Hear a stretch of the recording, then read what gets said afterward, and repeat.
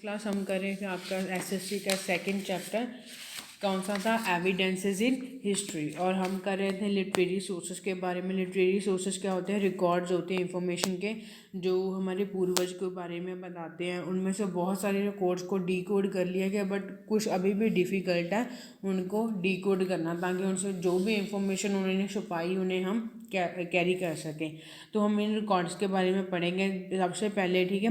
जब paper available नहीं था, ठीक है, तो मतलब पेपर की खोज नहीं हुई थी, तो स्कॉलर्स पाम के लीव्स यूज़ करते थे, पाम के पत्ते यूज़ करते थे, नहीं तो फिर जो ट्रीज़ की बाक्स होती है ना, सक होती है, उसके ऊपर लिखते थे।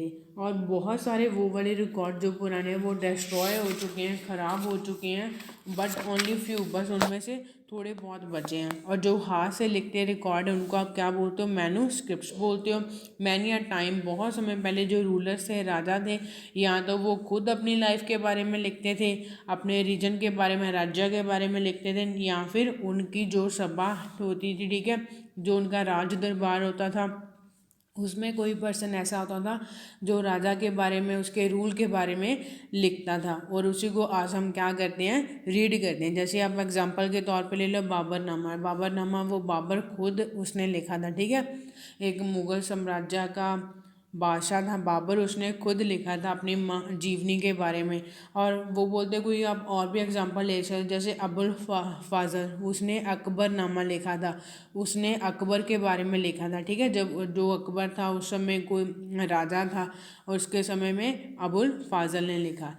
वो बोलते हैं फॉरेन विजिटर्स, जो बाहर के लोग फॉरेनर्स आते हैं, वो भी अपने एक्सपीरियंस शेयर करते हैं, यहाँ पे करते थे, यहाँ पे वो विज़िट करते थे, ठीक है, दूसरे राज्यों में ज़्यादा थे, दूसरे देशों में जाते थे। और India has been the respect of several visitor, और इंडिया में तो बहुत सारे ऐसे विजिटर्स आए हैं, ठीक है, सेंचुरी सदियों पहले से आते रहे ना इंडिया के बीच में विजिटर्स, ठीक है, फॉरेनर्स आते रहे, जो उन्होंने लिखा, ठीक है। उन्होंने भी बुक्स लिखी हैं, इंडिया के बारे में अपना एक्सपीरियंस शेयर किया है, ठीक है। तो वो भी हमारे लिए बहुत ज़्यादा इम्पॉर्टेंट सोर्स हैं हमें हमारे इतिहास के बारे में बताने के लिए। जैसे मैगस्थीन्स वाज वन और सच विक्टर्स, वो ग्रीस से आया था, उसने इंडिया, जब चंद्रगुप्त का इंडिया में मौर्य का पीरियड था ना, जब चंद्रगुप्त मौर्य का राज था, तब आया था। और उसकी बुक है इंडिका, ठीक है। उसमें उसने बहुत सारा इंडिया के बारे में इंफॉर्मेशन बताई कि यहाँ मतलब कैसे लोग रहते हैं, कैसी यहाँ की संस्कृति है। रिलीजियस लिटरेचर है, जो भी आपके जहाँ फिर राइटिंग्स हैं, वो भी हमें बहुत पुराने लोगों के बारे में, ठीक है, हमारे पास्ट के बारे में थॉट्स बताते हैं, कैसे ट्रेडिशंस थे, कैसे कल्चर थे लोगों के पुराने समय में, उसके बारे में बताते हैं। जैसे वेद हो गया, रामायण हो गया, महाभारत हो गया, ये ऐसी बुक्स हैं, ठीक है, ऐसे ग्रंथ हैं जो हमें हमारे पास्ट के बारे में बताते हैं। जैसे सेकुलर लिटरेचर और राइटिंग्स लाइक अर्थशास्त्र, जो चाणक्य ने लिखा था, वो प्लेज, जो ड्रामे हो गए, पोइम्स होगी, जैसे कालिदास ने लिखी थी, ठीक है, मेडिकल बुक्स जो चाणक्य ने लिखी थी। ऐसे बहुत सारे मतलब जो उन पुराने लोगों ने मतलब महान लोगों ने ऐसे ग्रंथ लिखे थे, या फिर ऐसी बुक्स लिखी थी, ड्रामे लिखे थे, पोइम्स लिखी थी, वो भी हमारे हिस्ट्री के सोर्स हैं। मतलब हमें उनके बीच में से भी हिस्ट्री के बारे में बहुत चीज़ें पता लगती है।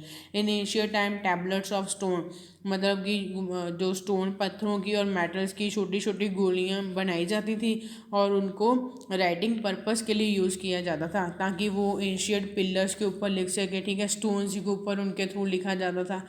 और बहुत ज़्यादा जो एंशिएंट पुराने पिलर हैं, रॉक्स हैं, उनके ऊपर जो पुराने राजा थे, जैसे हमने किया था कि जो पुराने राजा थे वो अपने साम्राज्य के मतलब स्टोन्स के ऊपर, ठीक है, वॉल्स के ऊपर लिखवाते थे कि हमने ये वाली वार जीती है, या फिर अपने राज के बारे में बताते थे। तो वो भी अब हमें मिल रहे हैं ना, तो उनसे भी हमें अपने हिस्ट्री के बारे में पता चलता है। स्टोरीज, सॉन्ग्स एंड पोइम्स, वो बोलते हैं ड्यूरिंग द अर्ली डेज जब राइटिंग इतनी मतलब नहीं आई थी, ठीक है, होद में नहीं आई थी, तो जब हमारे एल्डर्स थे, ठीक है, बड़े थे, वो अपने से दूसरी जनरेशन में इंफॉर्मेशन कैसे पास करते थे? थ्रू द स्टोरीज, कहानियों के थ्रू, सॉन्ग्स के थ्रू और पोइम्स के थ्रू। और इनको आप क्या बोलते थे? ओरल सोर्सेस, क्योंकि ये रिटन फॉर्म में नहीं होते थे। ओरल का मीनिंग क्या होता है आपका? मुँह जुबानी, ठीक है। सम ऑफ द स्टोरीज, बहुत सारी स्टोरीज, सॉन्ग्स, पोइम्स जो हम आज भी सुनते हैं वो इन्हीं एजेस से, मतलब इन्हीं पुराने हमारे पूर्वजों से पास होके हमारे पास पहुंचा है, ठीक है, जो भी इंफॉर्मेशन थी वो। Need to preserve resources,